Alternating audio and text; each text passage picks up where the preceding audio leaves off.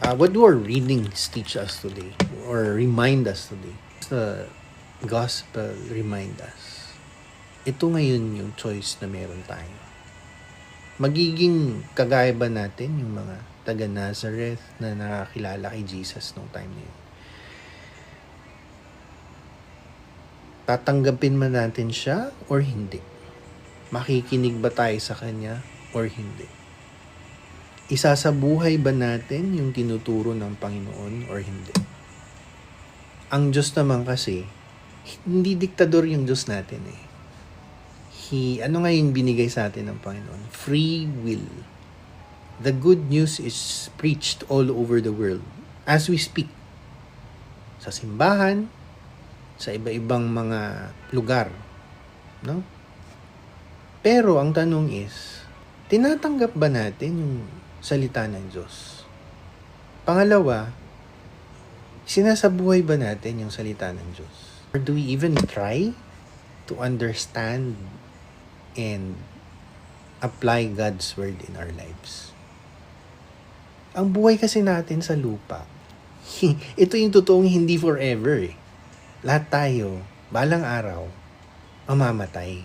So, kailan pa ba natin tatanggapin ang utos at aral na tinuturo ng Panginoon sa atin? When do we start? Today? Bukas? Sa makalawa? Next month? Next year? Kailan pa? Kung hindi ngayon, kailan? Lahat kasi tayo tinatawag ng Panginoon eh, dahil mahal niya tayo.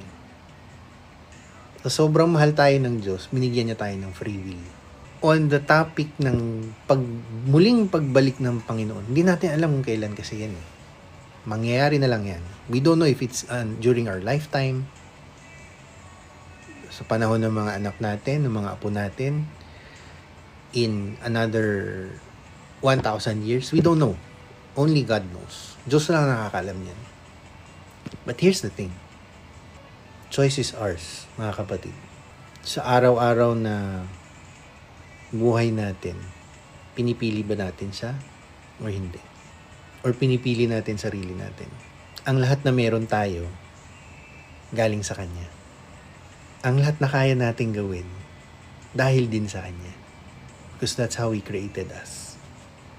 So hindi ba, sa tingin mo, dapat lang nasundin natin siya? Dapat lang napasalamatan natin siya? Dapat lang nabigyan natin siya ng papuri? Balikan natin lagi yan. Isipin natin, sa araw-araw na binibigay ng Panginoon sa atin, araw-araw din siyang bumabalik. Kumakatok sa ating puso, nagsusumamo, nakikisuyo. Pakinggan mo naman ako. Kausapin mo naman ako. Sundin mo naman ako. Yun mga kapatid, let's reflect on that. Read the Bible. Reflect on it.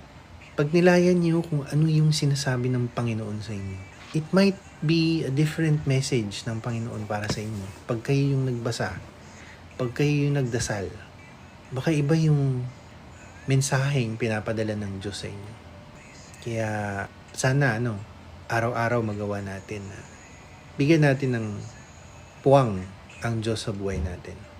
Konting panahon lang sa 24 hours na meron tayo sa isang araw. Bigyan natin siya ng oras. And sana wag natin siyang i-reject.